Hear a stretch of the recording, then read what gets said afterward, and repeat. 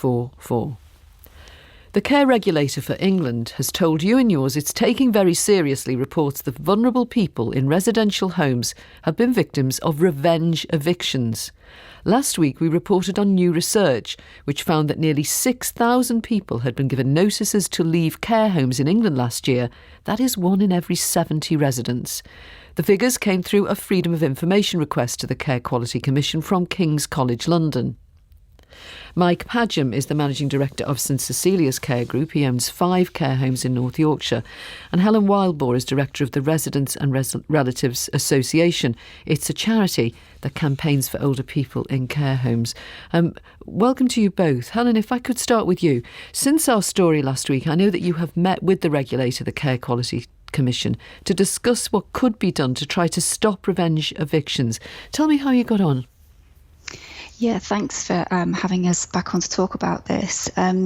We did meet the CQC, the regulator for England, last week, and we started that meeting by talking about how we have to remember these are people in the most desperate of situations, people who are experiencing poor care, whether that's abuse, neglect. It might not be a serious incident, but a number of smaller concerns that have built up to cause harm. And it's the CQC's job to protect people from poor care. So when people are raising concerns and then facing eviction as a result, they should expect that their regulator will have their back and will be a place of support. But sadly, that's not the case. Too often our helpline hears from people who never hear back from the CQC. The CQC told them they just don't deal with complaints or no actions taken to help them.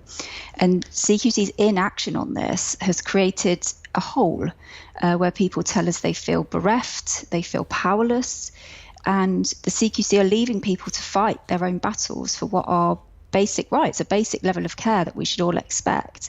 And so we told the CQC last week they need to urgently fill that void and they need to get a handle on this situation. Because we have been hearing from people who complain about care at a home and then afterwards the person they are concerned about is just given a notice to quit that is a notice that only lasts for 28 days, 28 days to go. Now, the Care Quality Commission told you and yours they want to work with you to make improvements. And they say they have discussed how they can improve their data analysis to better support people who have concerns about their relatives' care. What might they do there? Well, I mean, we wrote to the CQC off the back of this research, and we made 7 recommendations to them. They were about finding out the extent of the problem, as you say, and the CQC told us last week that there will be changes coming on board around their data collection, but those changes are coming in over the next year. So we might, in a year's time, have better data on this, which is just completely unacceptable. They're also relying on us doing more research on this to try and fill the gap that they've left in that data. Other recommendations were around acting urgently on reports of evictions, and the CQC has committed to remind their inspectors to do so.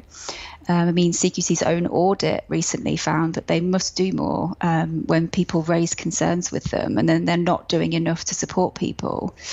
But we also had other recommendations about what CQC can do to request more information from providers more regularly. At the moment, providers only have to provide that information on an annual basis, and they don't have to supply any evidence alongside those reports of asking people to leave their home.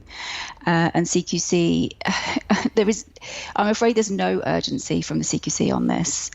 It took 6 weeks for us to get the meeting after writing to them. And that meeting very much focused on what they can't do, not on what they can do and what they should be doing right now.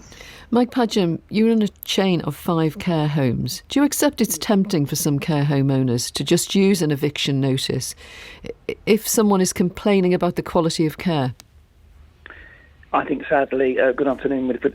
I think sadly that is the case in some areas, which is wrong, of course, because this is the resident's own home and you shouldn't just be asked to leave because you make a valid complaint about the quality of care. And I would like to see the balance more equal in a relationship between the care home and the relative, because I think that's extremely important. The system does need strengthening, I agree with that.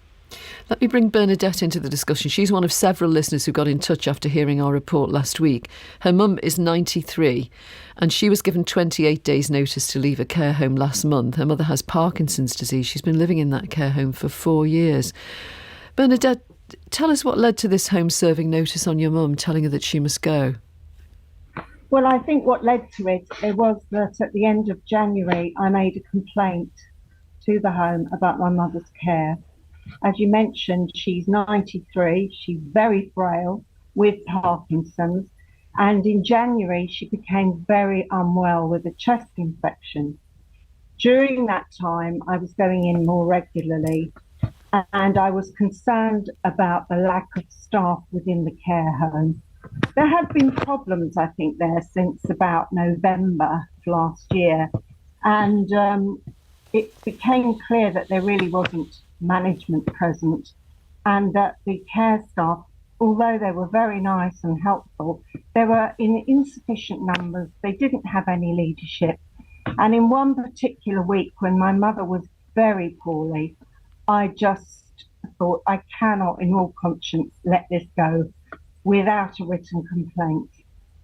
I had for 4 years bitten my tongue many a time, as I think everyone with someone in a care home has to do. But I'd gone in over a period of a week and found that she'd become so weak. She wasn't able to eat by herself, which she normally would. I had to hold cups to her lips so that she could get her soup and her fluids. She had cups of tea left cold out of her reach. So she didn't have enough food or fluids. And this became of such concern to me. I was in there one day, I remember, for about 4 hours trying to deal with it. And I went home, and an hour later, I got a phone call from the home that she'd fallen out of bed. Tell me, what was it like trying to find a new home for her, Bernadette, when they told you that she had to go? Well, my brother was telephoned by the care home manager because I had asked for an assessment for my mother in March, and I think she took that as some sort of provocation. And she telephoned my brother and said that we would have to have a meeting because she'd had a discussion with me on the phone, and I wasn't happy. We had an assessment meeting, and then a day after that, the manager phoned my brother at home and said, your mother's going to be evicted. And of course, I not only had to explain this to my mother and give her the eviction letter, but I had to run around and try and find a new care home. Fortunately, 2 of the ones that I looked at had a vacant bed, and it was the one that I preferred and thought was better. But I don't know what we would have done if they hadn't had a vacancy. Bernadette, thank you. Mike Padgham, we heard Helen Wildbohr say that that the care homes have all the cards, and that the regulator, the Care Quality Commission, is not in a hurry to do anything about this. This business of the 28 days eviction notice, that is something that the Care Quality Commission told us that is just in law. So to change that, the government would have to change the powers of the Care Quality Commission. Would you welcome that? Yes, I think that we need to make sure the system is better and the balance, as I said just now, is more equal between the care home and the resident. But I think my view is that CQC can change things. Things can be done if they have a mind to do it. Of course, in the research, it said the vast majority of homes are acting with integrity, which is a good thing, but we need to eradicate the poor care because it doesn't help the rest of us trying to do the best we can in difficult circumstances. But I'd welcome, I think came out of the report, is perhaps a mediation service might help between voters and providers to make things work better, but definitely strengthen it. And I think if CQC want to do something, they certainly can. Bernadette, many of the care homes say that they're asking people to move on because their needs are greater. Was there any question of that with your mum? You said that she was really ill at the time when you said that they weren't looking after her properly, no one helping her to eat or drink. Could it be that she just was too unwell for them to cope with her anymore? No, that certainly wasn't the case. Over a period of weeks and into March, she became very much better, although she remained immobile. And the reason that my brother was given, and that was given in the letter to my mother, was that the relationship between the management and her daughter had broken down. So they can say that about any family. It's just an excuse. It's not a reason, it's an excuse. If you say anything, if you complain, if you ask questions, your persona non grata or your relative is. My poor 93-year-old mother had done nothing. And it's dangerous moving elderly, frail people. But she was better. So they didn't argue it was about care. It was about me. Mike Padgham, do you think there is some care home owners also say, well, the relationship with the family had broken down. But even so, it's wrong to punish the resident for that, isn't it? Yes, and I think that's why I think some sort of mediation if necessary. But providers want to make sure, why would you want to do anything else other than make sure you're giving good care and you've got a good relationship with the family? So you should be a last resort. If things do break down, you should try stretch every sinew to make sure that you can communicate and help, because, as has been said many times, it's the resident's home. We have to remember that. And we should go to the ends of the earth to make sure we can deliver something. Sadly, in some cases, it's not always possible to get the relationship right, but more than 28 days is definitely needed.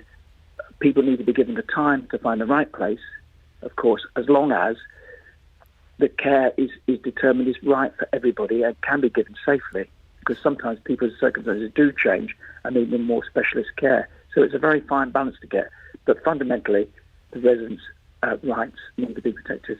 Helen Wildwell, briefly before we leave it, you said you made 7 recommendations. Is there one of them that you would prioritise and say just do that as a matter of urgency? I think CQC need to do something. They need to put out a very strong statement to providers. As Mike says, the majority of them are acting according to the law. The minority are not, and they're giving everybody else in the sector a bad name.